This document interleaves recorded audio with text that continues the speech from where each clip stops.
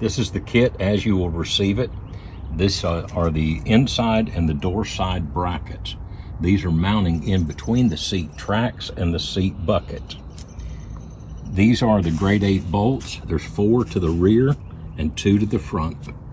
These are a favorite. They're a ratchet wrench I like to use to install them, and these are 13 millimeter. This is going on to the factory nuts as well as the nuts that come with your kit. I'll move on to the install.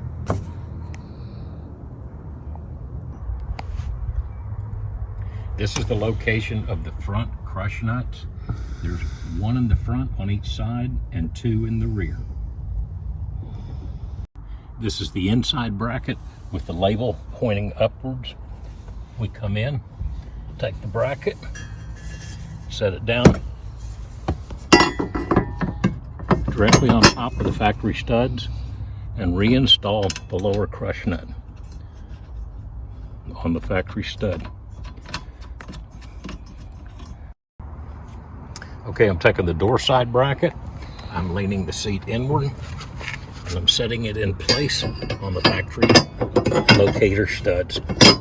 There is nothing to drill, fabricate, or do other than just set it into place. Put the factory crush nut back on the front. With those in place, you can now go put them on the rear. Okay, once you go around and snug back down all of the 6 of the factory crush nuts, then you come in with the bolts supplied with my kit. The 2 shorter ones go to the front and the longer ones to the rear. The bolts come in from the top down. Come in, put all of them in place, and then come around and tighten up everything. Once they're all tightened and in place, your seat lift kit is installed. Thanks for looking at my kit.